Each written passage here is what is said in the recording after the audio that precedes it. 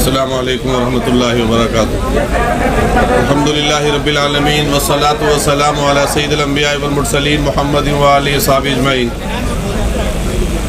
मोहतरम आली जनाब सदर मोहतरम all India Muslim personal board और दीगर तमाम मजहबी सियासी रहनुमा, तमाम पार्टियों के इंडिया अलायंस के रहनुमा और हमारी पार्टी के सीनियर रहनुमा जितने यहाँ मौजूद हैं, और आप तमाम मीडिया के सामने मैं इस बात का ऐलान करता हूँ अपनी पार्टी की तरफ से और सारे हिंदुस्तान की उन दबी कुचली तमाम आवाज़ों की तरफ से जिन्हें आरएसएस ने सैकड़ों साल से जिनको दबाकर कुचल कर रखा है और अब वो संविधान को कुचलना चाहते हैं, बिल्डोज करना चाहते हैं। समाजवादी पार्टी ने माननीय अखिलेश यादव जी ने पहले दिन ही जब ये बिल लाया गया था साफ साफ कह दिया था कि ये कॉन्स्टिट्यूशन संविधान पर सबसे बड़ा होने वाला आजादी के बाद हमला है, हम इसको कभी बर्दाश्त नहीं कर सकते। दलितों के ऊपर जो अत्याचार हो रहा है, आदिवासियों के हुकूक जो खत्म हो रहे हैं और सिखों के मामलात में जो दखल अंदाजी हो रही है, ये क्या तमाशा रखा है?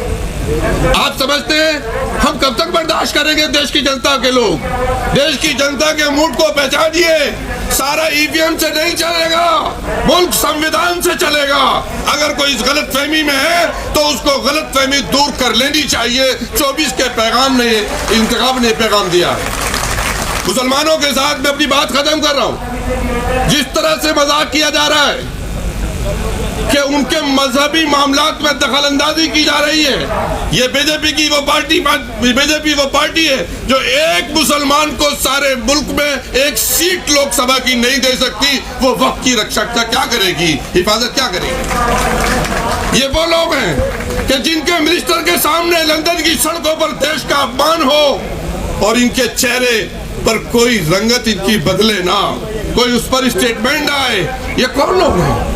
देश की जमीन अरुणाचल और हिमाचल में खिसक रही है जमीन, उसके ऊपर सरकार ने आके बदली है। ये सिर्फ हिंदू मुस्लिम इशू को उठाकर लड़ाकर अपनी सरकार को मजबूत करना चाहते हैं। मैं अपनी बात को खत्म कर रहा हूँ इस पैगाम के साथ कि ये लड़ाई लंबी है। ये लड़ाई उन अंग्रेजों के गुलामों से है जिन्होंने देश के साथ कभी अहद वफा नहीं किया, और ये देश के उन वफादारों से है जिन्होंने 100 साल तक देश की धरती को बचाने के लिए, देश की इज्जत और वकार को बचाने के लिए अपनी जानों की कुर्बानियां दी हैं। लेकिन मैं एक मशकूर भी हूँ, मोदी सरकार और आरएसएस का मशकूर भी हूँ, शुक्रिया भी अदा करता हूँ कि उन्होंने देश की सोई हुई आवाम को जगाने का काम किया है। अब बात असल मुद्दों पर होगी, लड़ाई झगड़े की बात नहीं होगी। ये होली के अवसर पर बहुत लोगों ने चाहा लेकिन कामयाबी नहीं मिली, इसलिए कि हिंदू मुसलमान अब ये चाहते हैं कि इत्तेहाद के साथ,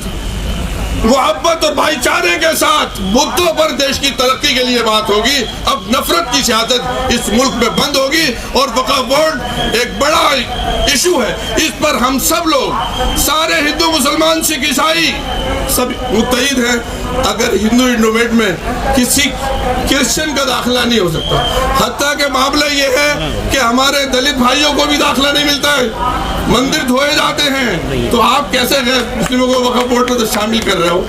आर्टिकल 26 का उल्लंघन कर रहे हो, इसको बर्दाश्त नहीं किया जाएगा। मैं अपनी बात को खत्म करता हूँ। बहुत शुक्रिया।